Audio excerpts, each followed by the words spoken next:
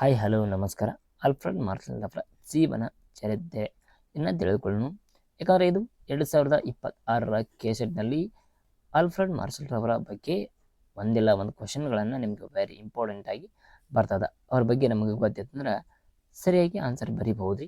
Alfred marshal ಇವರು 26 July 1842ರಲ್ಲಿ ಲಂಡನ್ನಲ್ಲಿ ಜನ್ಮ ತಾಳಿದರು. 1924ರಲ್ಲಿ ಕೇಂಬ್ರಿಡ್ಜ್ನಲ್ಲಿ ಇವರ ಮರಣ ಹೊಂದ್ತಾರೆ. ಅದೇ ರೀತಿ ಅವರ ತಮ್ಮ ಕಾಲದ ಅತ್ಯಂತ ಪ್ರಭಾವಶಾಲಿ ಬ್ರಿಟಿಷರ ಅರ್ಥಶಾಸ್ತ್ರ ಆಗಿದ್ದರು. ತದನಂತರ ಇವರು ನ್ಯೂ ಕ್ಲಾಸಿಕಲ್ ಅರ್ಥಶಾಸ್ತ್ರದ ಪಿತಾಮಹ ಎಂದು ಕರೆಯುವರು. ತದನಂತರ ಮಾರ್ಷಲ್ ರವರ ಮಾರುಕಟ್ಟೆ ಆರ್ಥಿಕತೆಯ ಗಣಿತ ಮತ್ತು ರೇಖಾಚಿತ್ರಗಳ ಮೂಲಕ ಸುಲಭವಾಗಿ ವಿವರಿಸಿದ ಮೊದಲನೇ ಪ್ರವರ್ತಕರು. ಇವರು ಯಾವ ರೀತಿ ಎಕನಾಮಿಕ್ಸ್ ಒಳಗೆ ಗಣಿತ ಮತ್ತು ರೇಖಾಚಿತ್ರಗಳ ಮೂಲಕ ಏನು ಮಾಡ್ತೀರಾ ಮಾರುಕಟ್ಟೆಯ ಆರ್ಥಿಕ ವ್ಯವಸ್ಥೆಯನ್ನು ತಿಳಿಸ್ತಿದ್ರು ಎಂಬುದನ್ನು ನಾವು ನೋಡ್ಬೋದು.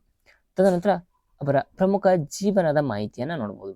ಇವರ ಜೀವನದ ಮಾಹಿತಿ ಫಸ್ಟ್ ಜನನ 26 ಜುಲೈ 1842 ಲಂಡನ್, ಈಗಿನ ಇಂಗ್ಲೆಂಡ್ ಅನ್ಬೋದು ರೀ.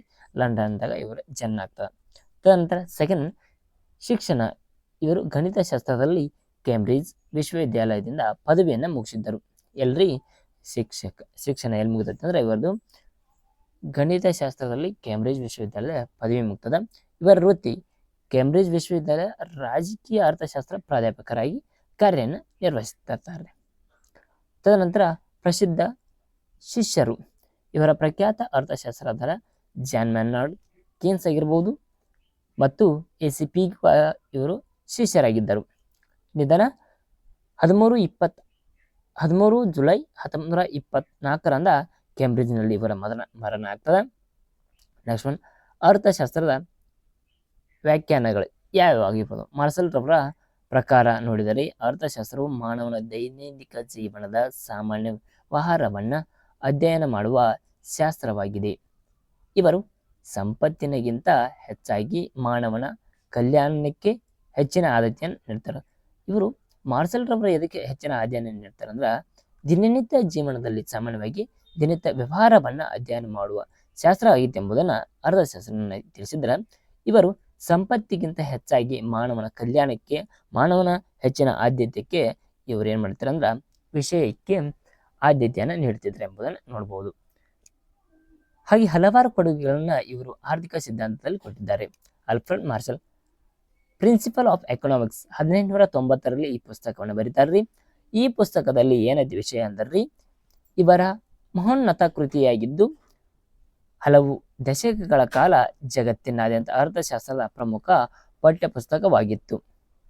ಇವರ ಕಾಲದಲ್ಲಿ ಜಗತ್ತಿನಾದ್ಯಂತ ಅರ್ಥಶಾಸ್ತ್ರ ಏನಾಗಿತ್ತು ಅಂದ್ರೆ ಪ್ರಮುಖ ಪಠ್ಯ ಪುಸ್ತಕವಾಗಿತ್ತು ಎಂಬುದನ್ನು ನಾವು ನೋಡ್ಬೋದು. ಸೆಕೆಂಡ್, ಪೂರೈಕೆ ಮತ್ತು ಬೇಡಿಕೆ ಸಮತೋಲನ, ಸಪ್ಲೈ ಆ್ಯಂಡ್ ಡಿಮ್ಯಾಂಡ್. ಸರಕುಗಳ ಬೆಲೆಯನ್ನು ಬೇಡಿಕೆ ಮತ್ತು ಪೂರೈಕೆ ಒಟ್ಟಾಗಿ ನಿರ್ಧರಿಸುತ್ತವೆ ಎಂದು ಇವರು ವಿವರಿಸಿದರು. ಇದನ್ನು ಇವರ ಕತ್ತರಿಯ 2 ಬ್ಲೇಡ್ಗಳಿಂದ ಹೋಲಿಸಿದ್ದಾರೆ. ಯಾಕಂದ್ರೆ ಕತ್ತರಿಯ ಬ್ಲೇಡ್ ಪೂರೈಕೆ ಮತ್ತು ಬೇಡಿಕೆ ಎರಡರ ನಡುವೆ ಇದ್ದಂಗೆ ಮಾಡಿದ್ದಾರೆ. ಸರಕು ಬೆಲೆಗಳ ಬೇಡಿಕೆ ಮತ್ತು ಪೂರೈಕೆ, ಬೇಡಿಕೆ ಇದ್ದರೆ ಸರಕುಗಳ ಉತ್ಪಾದನೆ ಆಗ್ತದ, ಸರಕುಗಳ ಪೂರೈಕೆ ಆಗ್ತದೆ ಎಂಬುದನ್ನು ಇವರು ತಿಳಿಸ್ತಾರೆ. ಅದಕ್ಕೆ ಕತ್ತರಿಯ 2 ಬ್ಲೇಡ್ಗಳಿಗೆ ಹೋಲಿಸ್ತಾರೆ. ಯಾಕಂದ್ರೆ ಬ್ಲೇಡ್ಗಳ ಒಂದನ್ನು ಬಿಟ್ಟು ಒಂದನ್ನು, ಕತ್ತರಿಯ 2 ಬ್ಲೇಡ್ಗಳು ಒಂದನ್ನು ಬಿಟ್ಟು ಒಂದನ್ನು ಇರಲ್ಲ. ಆದರೆ ಬೇಡಿಕೆ ಇತ್ತಂದ್ರೆ ಪೂರೈಕೆ ತಾನೇನೆ ಆಗ್ತದೆ. ಉತ್ಪಾದನೆ ಎಷ್ಟು ಐತಿ, ನಮ್ಮ ಕಡೆ 50% ಉತ್ಪಾದನೆ ಇದ್ದರೆ ಬೇಡಿಕೆ ಜಾಸ್ತಿ ಇದ್ರೆ ಅಷ್ಟ ಮಾರ್ಕೆಟ್ ಒಳಗೆ ವಸ್ತುಗಳನ್ನು ಪೂರೈಕೆ ಮಾಡ್ತಾರ್ರಿ. ನೆಕ್ಸ್ಟ್ ಒನ್, ಬೇಡಿಕೆ ಸ್ಥಿತಿಸ್ಥಾಪಕತ್ವ, ಪ್ರಿನ್ಸಿಪಲ್ ಎಲಾಸ್ಟಿಸಿಟಿ ಆಫ್ ಡಿಮ್ಯಾಂಡ್. ಬೆಲೆಯಲ್ಲಿ ಬದಲಾವಣೆಯ ಗ್ರಾಹಕರ ಬೇಡಿಕೆ ಹೇಗೆ ಪ್ರತಿಕ್ರಿಯಿಸುತ್ತದೆ ಎಂಬುದನ್ನು ಅಳೆಯುವ ಸಿದ್ಧಾಂತ ನೀಡಿದರು. ಬೆಲೆಯಲ್ಲಿ ಬದಲಾವಣೆ ಗ್ರಾಹಕನ ಬೇಡಿಕೆ ಹೇಗೆ ಪ್ರತಿಕ್ರಿಯಿಸುತ್ತದೆ, ಒಬ್ಬ ಗ್ರಾಹಕ ಇದ್ದಂದ್ರೆ ಅವನ ಬೆಲೆಯನ್ನು ಹೇಗೆ ಪ್ರತಿಕ್ರಿಯಿಸುತ್ತದೆ ಎಂಬುದನ್ನು ಅಳೆಯುವ ಸಿದ್ಧಾಂತವಾಗಿದೆ. ಯಾವುದ್ರೆ ಬೇಡಿಕೆ ಸ್ಥಿತಿಸ್ಥಾಪಕತ್ವ. ತದನಂತರ ಫೋರ್ತ್ ಒನ್, ಗ್ರಾಹಕನ ಹೆಚ್ಚು ತೃಪ್ತಿ, ಕನ್ಸ್ಯೂಮರ್ ಸರ್ಪ್ಲಸ್. ಕನ್ಸ್ಯೂಮರ್ ಸರ್ಪ್ಲಸ್ ಗ್ರಾಹಕನ ಹೆಚ್ಚುವರಿ ತೃಪ್ತಿ. ಒಬ್ಬ ವ್ಯಕ್ತಿಯು ಒಂದು ವಸ್ತುವಿಗೆ ನೀಡಲು ಸಿದ್ಧವಿರುವ ಬೆಲೆ ಮತ್ತು ಮಾರುಕಟ್ಟೆಯಲ್ಲಿ ಆ ವಸ್ತುವಿಗೆ ವಾಸ್ತವವಾಗಿ ನೀಡುವ ಬೆಲೆಯ ನಡುವೆ ವ್ಯತ್ಯಾಸವೇ ಗ್ರಾಹಕನ ಹೆಚ್ಚುವರಿ ತೃಪ್ತಿ. ಒಬ್ಬ ವ್ಯಕ್ತಿ ಇದಾನ, ಆ ವ್ಯಕ್ತಿಗೆ ಒಂದು ವಸ್ತುವನ್ನ ಸಿದ್ಧವಿರುವ ಬೆಲೆಗೆ ಅವನು ಎಷ್ಟು ಸಿದ್ಧ ಮಾಡ್ಯಾನ, ಒಂದು ವಸ್ತುವನ್ನು ತಯಾರಾಗಬೇಕು ಎಷ್ಟು ಬೆಲೆ ಐತಿ, ಆ ಬೆಲೆಗಿಂತ ಹೆಚ್ಚು ಮಾರುಕಟ್ಟೆಯಲ್ಲಿ ಆ ವಸ್ತುವಿಗೆ ವಾಸ್ತವವಾಗಿ ನೀಡುವ ಬೆಲೆ ನಡುವಿನ ವ್ಯತ್ಯಾಸವೇ ಗ್ರಾಹಕನ ಹೆಚ್ಚುವರಿ ತೃಪ್ತಿ.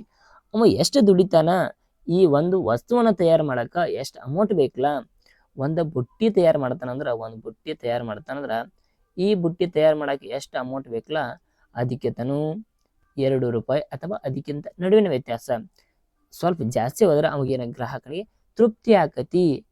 ಸರ್ಪ್ಲಸ್ ಕನ್ಸ್ಯೂಮರ್ ಸರ್ಪ್ಲಸ್ ಆಗ್ತದ, ತೃಪ್ತಿ ಆತನ ಅವ ಏನ್ ಮಾಡ್ತಾನಂದ್ರ ದಿನನಿತ್ಯ ಆ ಉದ್ಯೋಗವನ್ನ ಕಂಟಿನ್ಯೂ ಮಾಡಲು ಅವಾಗ ಸಹಾಯವಾಗ್ತದೆ.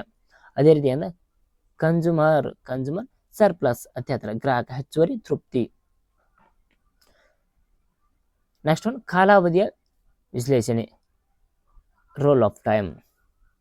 ಅಂದ್ರೆ ಮಾರುಕಟ್ಟೆ ವಿಶ್ಲೇಷಣೆಯಲ್ಲಿ ಸಮಯದ ಪಾತ್ರ ಅತ್ಯಂತ ಮುಖ್ಯವೆಂದ ಹೇಳಿ ಅದನ್ನ ಅಲ್ಪಾವಧಿ ಶಾರ್ಟ್ ರನ್ ಮತ್ತು ದೀರ್ಘಾವಧಿ. ಶಾರ್ಟ್ ರನ್ ಅಂದ್ರೆ ಅಲ್ಪಾವಧಿ, ಲಾಂಗ್ ರನ್ ಅಂದ್ರೆ ದೀರ್ಘಾವಧಿ ಅಂತ ವಿಂಗಡಣೆ. ಕಾಲಾವಧಿಯನ್ನ ಅಲ್ಪಾವಧಿ ಮತ್ತು ದೀರ್ಘಾವಧಿ ಅಂದರೆ ಇಲ್ಲಿ ವಿಂಗಡಣೆ ಮಾಡಿದ್ದಾರೆ ಆಲ್ಫ್ರೆಡ್ ಮಾರ್ಷಲ್.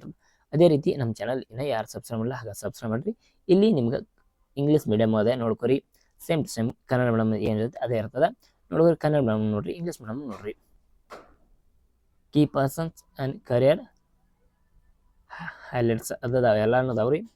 ಅವರ ಬರ್ತ್ಡೇ ಆಗಿರ್ಬೋದು, ಎಜುಕೇಷನ್ ಆಗಿರ್ಬಾರ್ದು, ಸ್ಟೂಡೆಂಟ್ ಡೆತ್ ಮತ್ತು ಡೆಫಿನೇಷನ್ ಆಫ್ ಎಕನಾಮಿಕ್ಸ್ ಆಗಿರ್ಬೋದು, ಅವರ ಎಕನಾಮಿಕ್ಸ್ ಥಿಯರೀಸ್ ಆಗಿರ್ಬೋದು.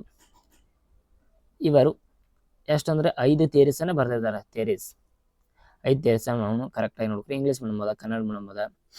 ಹಾಗೆ ನಮ್ಮ ಚಾನಲ್ ಸಬ್ಸ್ಕ್ರೈಬ್ ಮಾಡಿರಿ. ಹಾಗೆ ಮುಂದಿನ ವಿಷಯದಾಗ ನಾನು ನಿಮ್ಗೆ ಸಿಗ್ತೀನಿ.